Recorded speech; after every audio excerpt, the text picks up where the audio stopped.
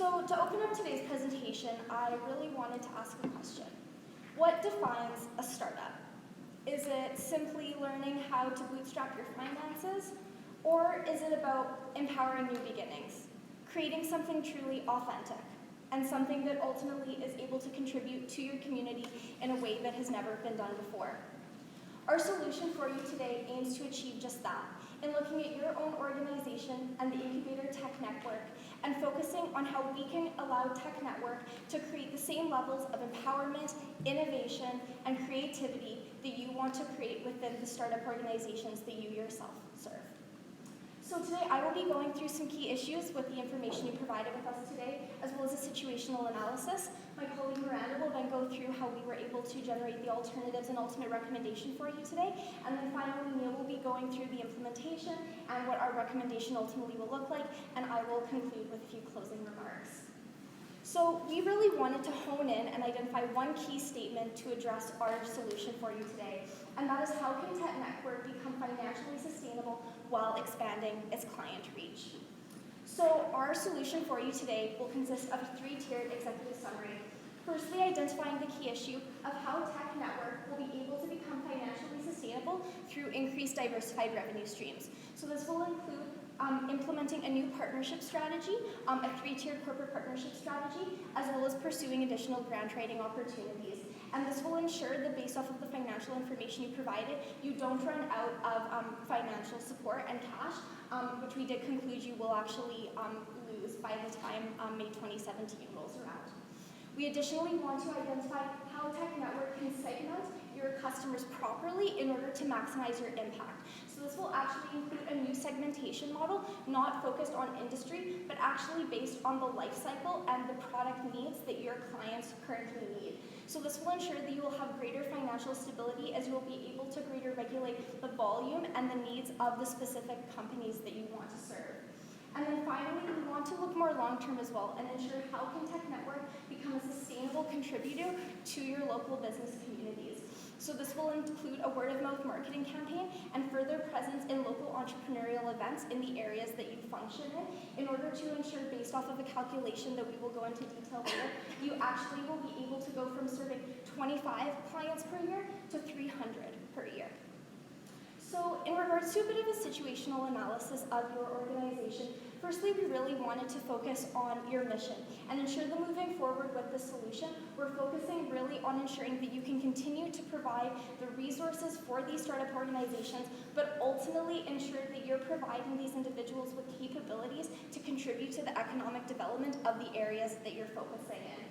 We additionally needed to look at the current space that you hold in all of your different locations across Canada, and actually looking at the capacity and the physical space that is needed for startups to operate. You actually don't need that much space. So actually with the current square footage that you have the capacity to serve much more individuals and ultimately increase the social impact you have per square foot. Looking at your actual customer though and what their needs are, we really wanted to focus on the fact that these startup organizations really rely on that word-of-mouth marketing and their own personal networks as a way to get a sense of how they can continue to thrive within their own local communities. So it's really important that we understand those networks that your customer is existing in to understand how to target them better. We additionally need to look at the fact that in terms of segmenting your clients, that you're not just looking at different industries, but specifically what type of life stage they are within their operations. And we'll go into a model that we use to format that in a bit more detail later. In regards to your organization, what really stood out for us is how you offer the service of having the first 12 months of free space that you offer for your clients, but then if they become cash flow positive, they then need to charge the $200 per month. What we actually saw is that this fee, if not utilized properly, can actually be seen as a negative incentive, where if your clients become cash flow positive earlier than those 12 months, they'll intentionally potentially try to delay that in order to ensure that they can still continue to use those free 12 months. So we wanted to just acknowledge that moving forward with our solution. Additionally, with the information that you provided for us, it was quite unclear in regards to how you are utilizing the 3 associates that you currently are employing. So moving forward with our solution, we really wanted to identify how you can utilize those associates the most effectively, given your presence in all of your different locations across Canada. Finally, we really wanted to look at the industry that you operate in and really the purpose of what these startup incubators serve. And one thing that really stood out for us is that with a startup incubator, you want to focus on providing these resources and supports as fast to your clients as possible. Why? Because this gives them an opportunity to learn and engage as to what their strengths and weaknesses are sooner, and if necessary, potentially learn from failure quicker in order to ensure that this doesn't incur them larger costs moving into the future. So moving forward, we wanted to set a little bit of a definition in regards to what we define as an incubator versus an accelerator. So an incubator we refer to as a little bit less intensive, it's a bit more informal, and it really requires simply office space, and as well, it is not cohort-based. So this is really more focused on the earlier stages of a startup organization and really focusing on how to get that product need match earlier on. When we refer to an accelerator, we see this as quite a more intensive stage of the process. These companies are quite further in their development and are looking for more strategic priorities.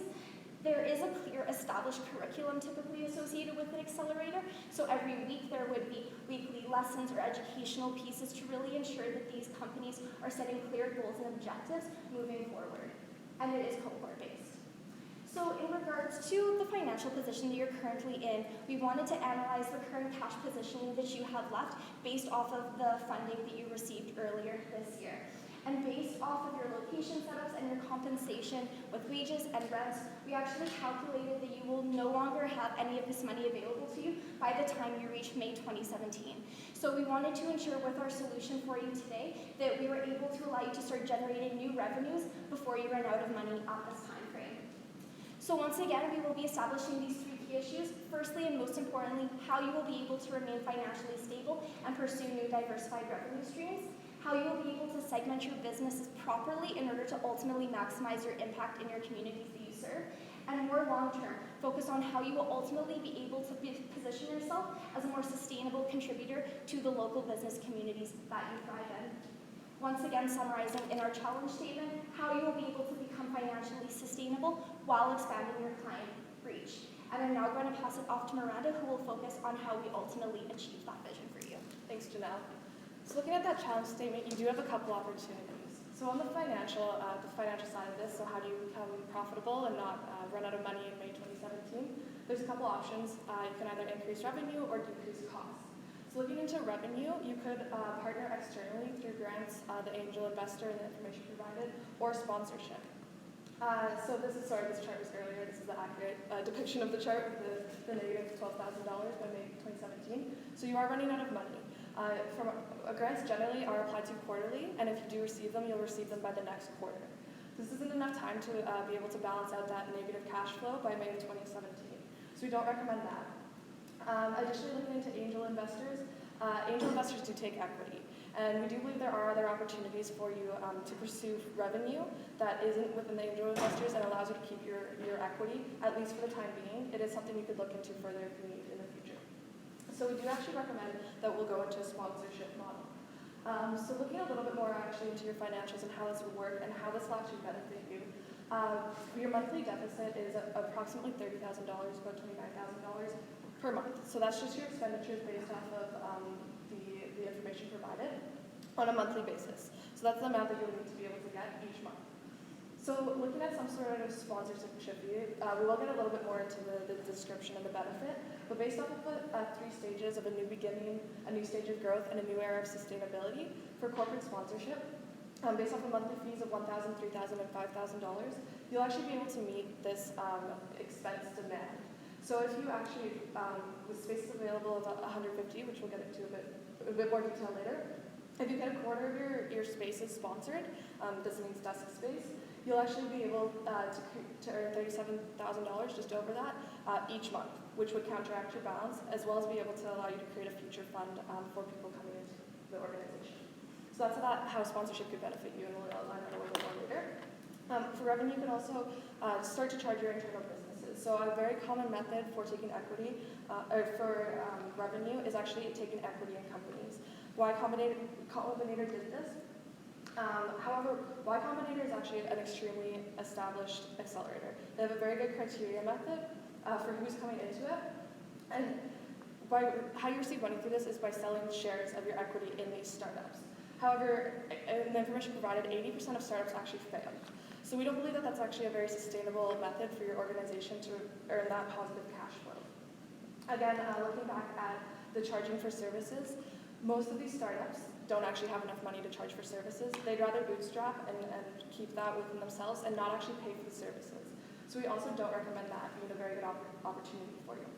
Looking into costs, you could cut costs for your organization through both space and administration. So for space, right now you're serving maximum 5 businesses. And so although this won't actually cut your costs based off of the rent that you have to do, we actually do believe you can drastically increase your impact and help more startups by actually increasing the amount of companies you take into your organization. At 5 businesses right now, you're actually spending $12,000 worth of space on them, as well as giving them 400 square feet per space, which we believe was actually way too much. So looking at the breakdown, we believe that actually taking on 15 businesses, giving them about 45 square feet per desk and 2 desks would be best for your organization and really allow you to reach that 300 startups, 300 per year. Just to hit it, 20 businesses would actually not leave you enough external space for a kitchen and things like that, so we do believe 15 is the optimal number. So we do believe that you should decrease costs through space. Your administration right now, through this tiered sponsorship structure, you'll actually be able to cover the cost of your administration. So we don't believe that you need to address the actual people you've hired, but instead reallocate their business, which we'll get into a bit later. For segmentation as well, you can segment based off of industry specific or actually growth cycle specific. So industry specific, we actually don't recommend because it does pigeonhole you. In Canada, there are so many businesses of a variety of different types, and it does actually limit you and the services you provide. The problem with this is that since there are so many companies starting up, we do believe that you would be able to address all the needs within Canada. We are a diverse country, and we do believe that that's best. Looking at growth cycle specific, so the stages of innovation, validation, scaling, and failing. This is the right slide. So right now we do actually believe you fit between the product idea fit and product market fit. So you are hitting those companies that kind of know what they're doing, but they just need a little bit of growth based off the services that you are offering. So we actually believe that you should actually officially segment this for the type of companies you're taking in, making that a criteria for you, which will be able to allow you to offer your services better to support those needs at those times, because the needs of the product of the innovation stage is drastically different than the needs of the scaling phase. So we believe the growth cycle fit through both the innovation and validation stage, the step in between, and going back to external partnerships through sponsorship and space. So this brings us the recommendation of you are the startup. So we'll start with increasing business assisting, corporate sponsorship, creating that segmentation model, and grant application. So for businesses, we recommend that you take the ratio from 5 to 15 to increase your impact, as well as limit them to a 3-month interval, just because you are offering so much for them. They can have a huge growth through that, and it helps encourage them to use their time best.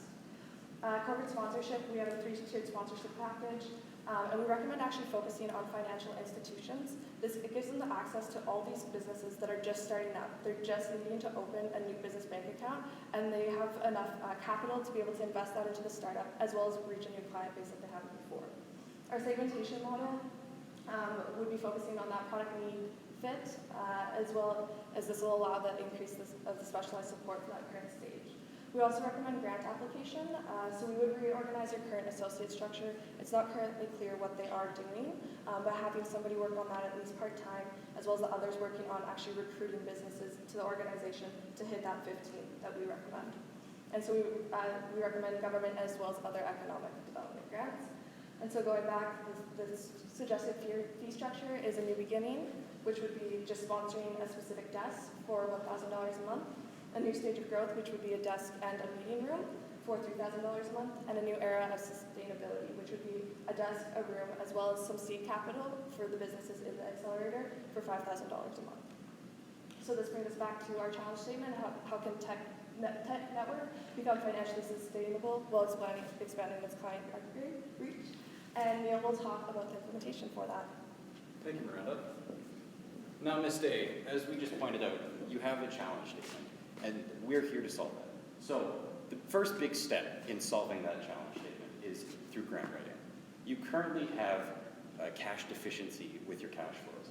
And so by actually transitioning a current employee from their current role into actually part-time writing grants for you, you'll be able to secure a new cash flow source. The next big stage is sponsorship. And so this is actually reaching out to financial institutions to sponsor the desk room or the higher level. So really, when we're looking at this, this is going to be transitioning another of your support staff into this role. Beyond this, they need to actually create and market the package to the financial institutions. And so this is going to be a combined effort between yourself and that employee. Really, the biggest step in this stage is to actually manage the sponsorship relationships. Because this is a recurring model, we need to make sure that our sponsors are happy and are willing to work with us in the future. Now, the third stage is recruitment. Right now, your space is actually underutilized. You have 4 companies contained within your 5 locations. And so to actually increase your utilization rate, we recommend that you first transition an employee into the space of actually recruiting and using that employee and yourself to create a boots-on-the-ground marketing campaign where you actually attend entrepreneurship events in the locations that you're situated and create personal contacts with these new entrepreneurs. By creating these personal contacts, they are more likely to actually reach out and want to become a part of your incubator. So, some future considerations for your business model. The first is to actually have a tuition class. Because your incubator is a spin-off of the UOC, we actually believe that an opportunity exists. And this opportunity would be to offer a class that no other university offers. And this is a hands-on learning approach in an incubator. By adding this into their degree program, you can actually add more value to the university, increase the amount of students that would actually want to attend UOC, and provide them with an experience that no other university can. Next, rural telecommunication. So a lot of opportunity exists in agricultural technological innovations. And however, the issue with this is that the farms of these entrepreneurs may be situated far away from your actual location. And by offering a telecommunication program where entrepreneurs can check in with Skype to actually meet with their mentor, they will be able to become a part of the program, and you can actually increase the scope. Finally, an endowment fund. With our new model, we actually we will have a surplus of cash after we've implemented this. And so, as such, we recommend that you utilize this surplus to create an endowment fund for funding future considerations. Now, I just quickly want to touch on some implementation risks that we've identified. So the first is lack of sponsorship. And because you need to secure cash flow source, we actually recommend that through our grant funding, you've mitigated this risk. The second is lack of interest from local entrepreneurs. However, by having a boots-on-the-ground marketing campaign, by building these connections with the local entrepreneurs, we've mitigated this risk. We've also identified some key performance indicators of how successful this implementation is. So the first is, by next year, actually have 25% of new companies being referred by companies that have successfully completed your program. The second is actually having a quarter of all desks in all locations sponsored at your introductory level of a new beginning by next May. Now finally, I'd just like to pass it back to Janelle, who's going to summarize everything. Thanks, Neil. So once again, to bring it back to that question I asked at the beginning, what ultimately defines a startup? And we really believe, as in our title of our recommendation, that we see a lot of characteristics of a startup within Tech Network itself. And we believe through our three-tiered recommendation of pursuing a partnership strategy, really honing in on additional ways that you can provide more value for the startup organizations that you serve, you'll be able to create that additional level of empowerment. Through focusing on this additional segmentation model, you will be able to more effectively target the clients and individuals that you serve. And through utilizing that more word-of-mouth marketing, you will be able to ultimately empower a new beginning and create more success for many years to come. Thank you so much, and we will now open up the floor to any questions. So I have a question. So I've been a fundraiser for a number of years now. I know that raising a dollar, whether it's through sponsorship or through grant writing, takes a lot of persuasion. So they are external organizations, so they don't really owe you anything. They need to find the reason why they should give it to the value proposition within that. You had mentioned that this is under the umbrella of the university. Their name is on it, so they have every reason to want this to be successful. So it would be a crown or a jewel in their crown, so to speak. So I wanted to ask why, for your revenue models, why the university wasn't part of that. Why wouldn't you go back and ask maybe for money from the endowment fund, or maybe ask them to reconsider the initial 250 that they have since pulled away from us? Why are we more optimistic about outside sources funding this as opposed to the university, especially in the short term? Definitely. So I think really for the strategy that we took, we really wanted to ensure that there was a direct alignment of values between the financial institutions we wanted to target, and specifically the values of Tech Network itself. We wanted to ensure that with the sponsorship agreements that there was a very clear connection, so the partner had a clear understanding of knowing that that money would go directly to Tech Network directly and not necessarily go through the university and then potentially filter down to the incubator more indirectly. Definitely for future consideration, we would see pursuing additional partnerships with the university, but we really wanted to focus on creating the most effective alignment and partnership that focused directly on Tech Network and how we can directly contribute to those organizations as soon as possible. You mentioned financial institutions as potential sponsors, and can you comment on your ability, do you think, to secure sponsorships from more than one financial institution? Because I'm sort of thinking that if you sign up a bank, the next bank doesn't want to be an also-ran, so maybe you have to go to different institutes. So did you guys think about that, and what are your thoughts around that? Definitely. So I think that we wanted to just start off focusing on the financial institutions just because that had a really clear alignment to us in regards to meeting the needs specifically of what Tech Network is ultimately trying to achieve, and we thought there was just that clear alignment in allowing them to access new clients.